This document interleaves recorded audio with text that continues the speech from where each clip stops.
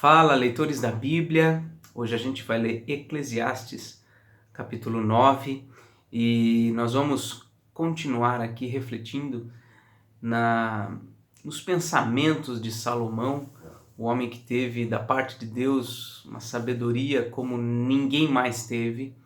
Ele foi um verdadeiro filósofo que, buscou compreender as coisas que acontecem debaixo do sol, entender como se dá as relações humanas, entender como se dá o prazer, a alegria, perceber, a conclusão que ele chega é que tudo é vaidade.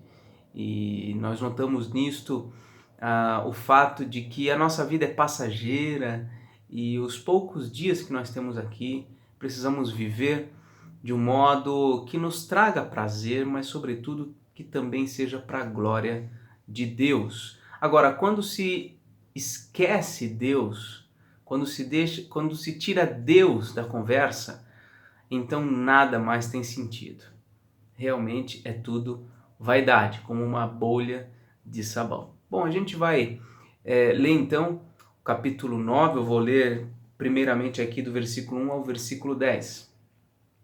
Deveras me apliquei a todas estas coisas para claramente entender tudo isto, que os justos e os sábios e os seus feitos estão nas mãos de Deus. E se é amor ou se é ódio que está à sua espera, não o sabe o homem. Tudo lhe está oculto no futuro. Tudo sucede igualmente a todos. O mesmo sucede ao justo e ao perverso, ao bom, ao puro e ao impuro. Tanto ao que sacrifica como ao que não sacrifica, ao bom como ao pecador, ao que jura como ao que teme o juramento. Este é o mal que há em tudo quanto se faz debaixo do sol. A todos sucede o mesmo. Também o coração dos homens está cheio de maldade. Nele há desvarios enquanto vivem. Depois, rumo aos mortos. Para aquele que está entre os vivos, há esperança. Porque mais vale um cão vivo do que um leão morto.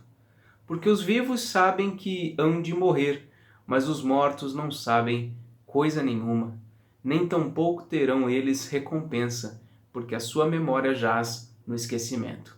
Amor, ódio e inveja, para eles já pereceram. Para sempre não têm eles parte em coisa alguma do que se faz debaixo do sol. Vai, pois, come com alegria o teu pão e bebe gostosamente o teu vinho, pois Deus já de antemão se agrada das tuas obras. Em todo o tempo sejam alvas as tuas vestes e jamais falte o óleo sobre a tua cabeça. Goza a vida com a mulher que amas todos os dias da tua vida fugaz, os quais Deus te deu debaixo do sol, porque esta é a tua porção nesta vida, pelo trabalho com que te afadigaste debaixo do sol. Tudo quanto te vier à mão para fazer, faze-o conforme as tuas forças, porque no além para onde tu vais não há obra, nem projetos, nem conhecimento, nem sabedoria alguma. Bom, nessa primeira etapa nós vemos aqui vários princípios importantes. O primeiro é que a gente, por mais que a gente busque viver corretamente, nós não temos como garantir o nosso fim. Não temos como garantir o que se sucederá conosco no dia de amanhã. Não é? Pode ser que nós estejamos andando corretamente, buscando agradar a Deus e tenhamos exatamente o mesmo fim daquele que não tem nada a ver com Deus, desagrada a Deus e não quer saber de nada. Né? Então nós não devemos viver preocupados com o que está diante de nós. Deus encobriu o futuro para nós. Nós devemos viver a cada dia, buscando a cada dia ter alegria, ter prazer e agradar a Deus. Como diz o versículo 10, devemos fazer o que temos de fazer, com esmero, com dedicação, mas nada além das nossas forças. Olha só, versículo 10, faze-o conforme as tuas forças. Não precisa ir além disso, porque a vida é curta, os dias que Deus nos deu são poucos. Se a gente se esvair, se esgotar naquilo que a gente está fazendo, certamente não haverá como cumprir este mandamento que nós vemos aqui no versículo 7 e no versículo 9, por exemplo, que é comer com alegria o pão, beber gostosamente o vinho, gozar a vida com a mulher que nós amamos, ou no caso das mulheres, gozar a vida com os homens a quem elas amam. São mandamentos do Senhor, nós temos prazer na vida. Agora, a nossa cultura, o nosso mundo de hoje, a gente quer fazer tudo rapidamente. A gente acorda faltando 5, 10 minutos para sair, a gente engole uma qualquer coisa para não passar fome e a gente perde o prazer das pequenas coisas. Eu gosto muito de café da manhã. Sempre que eu tenho oportunidade, eu convido pessoas para tomar café da manhã comigo. Tenho feito isso com os pastores do presbitério algumas vezes no ano. Ano passado fizemos mais do que este ano, aliás, precisamos fazer mais vezes. E o gostoso de se tomar café da manhã juntos é não só tomar o café, mas conversar, desfrutar aquele momento. Isso é tão bom e às vezes na própria família a gente não tem tempo disso, né? Então é importante a gente ter essas coisas em mente. Olha, nós não vamos alterar o futuro. O futuro, o que está reservado para nós vai acontecer independentemente de qualquer coisa. Por que nós vivemos aflitos? Isso tem tudo a ver com aquilo que Jesus disse. Buscai, pois, em primeiro lugar o reino de Deus e a sua justiça, e as demais coisas serão acrescentadas. Não andeis preocupados quanto ao vestir e ao comer. Olhai os lírios dos campos, que são tão belos, como já dizia o Senhor Jesus no Sermão do Monte. Também tem uma música infantil com essas palavras.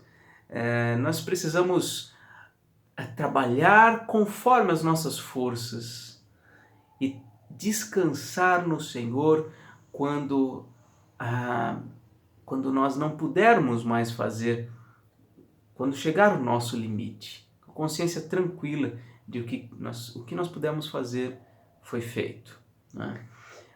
Então esse é o primeiro ponto aqui, o fato de nós desconhecermos o futuro e termos que viver então o presente com alegria.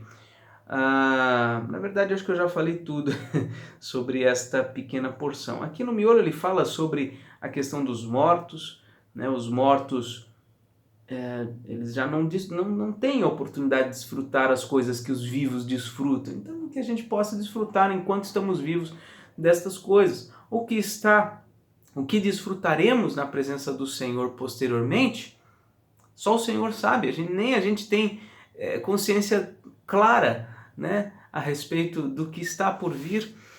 Quando nós vemos aqui no versículo 10, quando ele diz aqui, no além para onde tu vais, não há obra, nem projetos, nem conhecimento, nem sabedoria alguma, eu creio que há uma referência, de fato, ao céu, que é um local intermediário.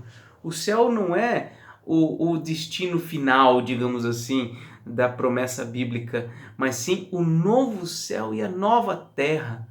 Quer dizer, nós fomos criados para viver num habitat. E o céu, na presença de Deus, vai ser algo maravilhoso, só que não vai ser o fim. Por quê? Porque quando Jesus voltar, ele vai trazer consigo os que estiverem mortos, e os que estiverem vivos serão transformados, e toda a terra será renovada para a liberdade da glória dos filhos de Deus. São coisas maravilhosas, a gente não tem nem como imaginar, mas é isso que diz a palavra de Deus. Então, eu creio que nesse estágio intermediário, que é o céu, para onde os que morrem em Cristo vão imediatamente, lá não tem essas coisas mesmo. O trabalho, os projetos, o conhecimento, essas coisas, há uma alegria, um deleite permanente em Cristo, uma comunhão com Deus perfeita, né? Mas ainda não o desfecho completo, porque eu creio que na nova terra coisas como essas aqui sim haverão. Posso estar enganado, claro, não quero entrar aqui em especulações. Mas enfim, versículo 11. Vi ainda debaixo do sol que não é dos ligeiros o prêmio, nem dos valentes a vitória, nem tampouco dos sábios o pão, nem ainda dos prudentes a riqueza, nem dos inteligentes o favor, porém tudo depende do tempo e do acaso. Pois o homem não sabe a sua hora, como os peixes que se apanham com a rede traiçoeira e como os passarinhos que se prendem com o laço, assim se enredam também os filhos dos homens no tempo da calamidade, quando cai de repente sobre eles. Eu creio que aqui ele está se referindo à questão do tempo e o acaso como a providência de Deus que é desconhecida ao homem. A gente até chama de acaso, mas pelo que nós conhecemos as Escrituras, esse acaso, que é uma palavra que se refere ao desconhecimento que nós temos das coisas, esse é algo que está nas mãos de Deus, que é controlado por Deus.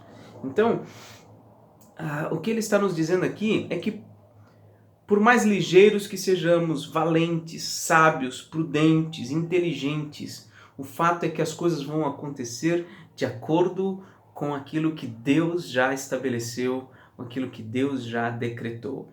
Aí você pode falar, não, Nathan, mas aqui não está falando nada de Deus. De fato, não está falando nada de Deus. É que eu volto a dizer o que é a minha interpretação neste momento a respeito desse texto.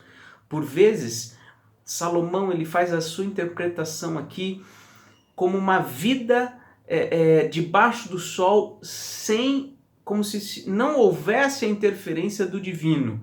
E aí, sem trazer Deus para a conversa, a coisa fica assim mesmo, meio que sem sentido, meio que sem lógica. Mas em alguns momentos ele traz um lampejo da revelação de Deus, interpreta a coisa de uma forma adequada. Isso vai aparecer muito, muito claramente no final. No capítulo 12, nós vamos ver que realmente ele traz o sentido da vida, o significado da existência humana, o propósito de cada uma das coisas na pessoa do Criador, né? E aí, seguindo então, versículo 13. Também vi este exemplo de sabedoria debaixo do sol, que foi para mim grande. Houve uma pequena cidade em que havia poucos homens, veio contra ela um grande rei, sitiou-a e levou contra ela grandes baluartes. Encontrou-se nela um homem pobre, porém sábio, que a livrou pela sua sabedoria. Contudo, ninguém se lembrou mais daquele pobre. Então disse eu, melhor é a sabedoria do que a força. Ainda que a sabedoria do pobre é desprezada e as suas palavras não são ouvidas. As palavras dos sábios, ouvidas em silêncio, valem mais do que os gritos de quem governa entre tolos. Melhor é a sabedoria do que as armas de guerra, mas um só pecador destrói muitas coisas boas. E interessantíssimo isso aqui que ele coloca no final desse capítulo, né? A gente pode estar armado até os dentes, mas a gente não vai poder resistir e nem vencer aqueles que vêm contra nós com sabedoria, com palavras bem colocadas. Aqueles que têm pouca sabedoria, eles esperneiam, eles gritam, eles fazem chabu por aí, mas os sábios, eles guardam silêncio e falam no momento certo e do modo correto, né? Então é isto. Esta foi a leitura do capítulo 9 de Eclesiastes e amanhã a gente continua a nossa leitura. Finalmente eu gostaria de chamar você para assistir o vídeo de ontem, se você não assistiu ainda, o vídeo que eu coloquei como título Vamos Juntos ao Uruguai. É claro que eu não tenho como pagar nenhuma passagem para você ir comigo para o Uruguai, é algo diferente que eu tenho proposto e você vai saber lá no vídeo. Se você não assistiu ainda, vá e assista esse vídeo especial que eu gravei e se torne parceiro nesse projeto meu e da minha família que Deus tem colocado para a gente. Obrigado aí pela sua atenção, espero que essas leituras bíblicas estejam trabalhando no teu coração, trabalhando na tua vida, trazendo transformações genuínas para o teu viver. Um grande abraço e até amanhã, se Deus quiser.